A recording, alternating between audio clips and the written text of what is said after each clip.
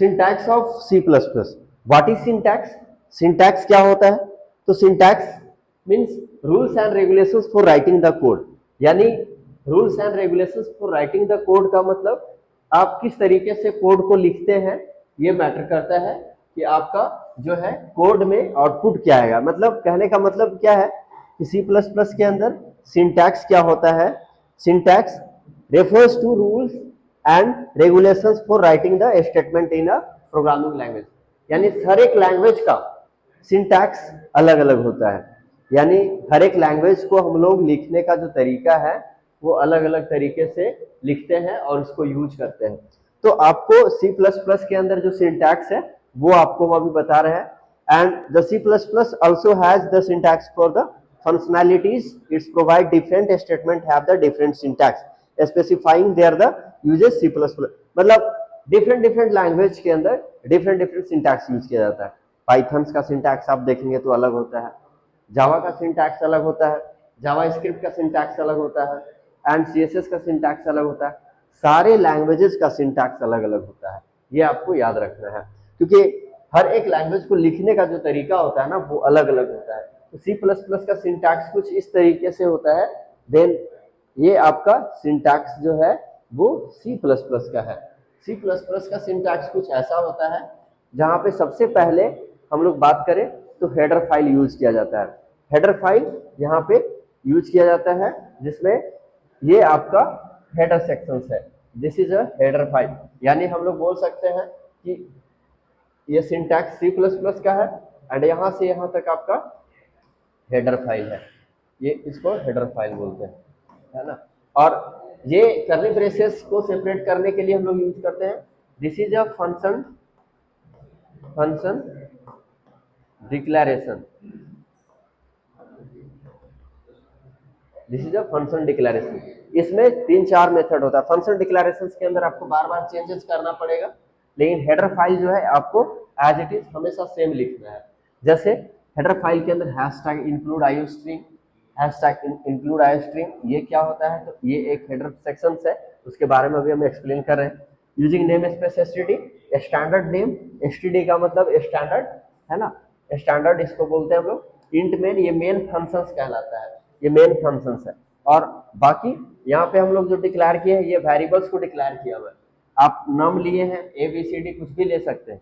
तो इंटीजर्स के अंदर जो वेरिएबल्स डिक्लेयर किए हैं, जैसे हम लिख सकते हैं a equal to 24 semicolon, b equal to जैसे 34 सेमीकलर। इस तरीके से आप वेरिएबल्स को भी डिक्लेयर कर सकते हैं। तो ये वेरिएबल्स के अंदर डिक्लेरेशंस ऑफ वेरिएबल्स इस सेक्शंस को बोला जाता है। नेक्स्ट तीसरा आता है एक्सप्रेशंस। एक्सप्रेशंस मतलब क्या? यहाँ पे आप दिखा सकते हैं, जैसे हमको ऐड करना है तो num1 और num2 को ऐड कर दिए। ये num वेरिएबल्स लिया हुआ है, यहाँ पे भी num2 वेरिएबल्स लिया हुआ है, इसी वेरिएबल्स को हम लोग क्या कर दिए? ऐड कर दिए। अब सी आउट का काम होता है आउटपुट के लिए, इसको हम लोग आउटपुट जनरेट कर लिए यूज करते हैं सी आउट।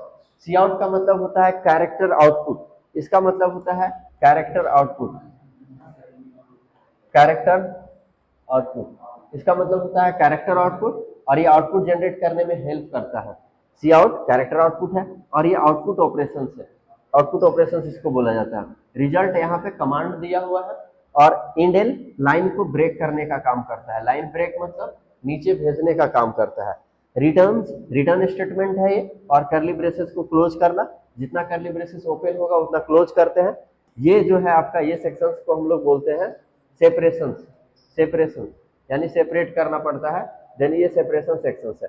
तो इस तरीके से हम लोग जो है सिंटैक्स को यूज करते हैं और इसका एक्सप्लेनेशंस भी है हमारे पास, जो कि अभी हम आपको दिखाने वाले हैं।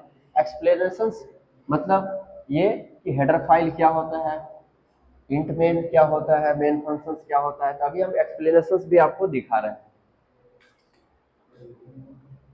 तो एक्सप्लेनेशंस के अंदर जैसे header file contain of the functions and micro using the program defined and the C++ header section, top section, यानी टॉप सेक्शंस के अंदर इसको डिफाइन करते हैं।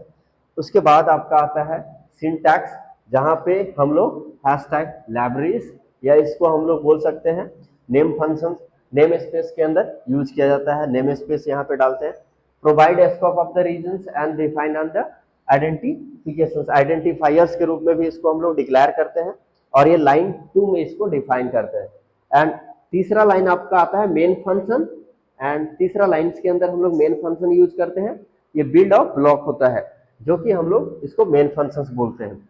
और नेक्स्ट आपका आता है चौथा लाइन जिसको ब्लॉक्स बोला जाता है, जहां पे हम लोग करली ब्रेसेस से सेपरेट करते हैं, और यहाँ पे आपका फंक्शन डिक्लेरेशंस भी होता है। इस करली ब्रेसेस के बीच आपका है फंक्शन डिक्लेरेशंस, इसमें हम लोग फंक्शन डिक्लेरेशंस का भी यूज करते हैं। फंक्शन डिक्लेरेशंस मतलब बार बार आप कोड यूज करते हैं तो बार बार ये चेंज होता है according to question, according to question ये बार बार चेंज होता है। खैर इसके बारे में अभी हम और भी बताने वाले हैं आगे, क्वेश्चंस को जो है जब बनाएंगे आप तो और आपका कॉन्सेप्ट क्लियर होगा। नेक्स्ट स्टेटमेंट है सेमीकलन।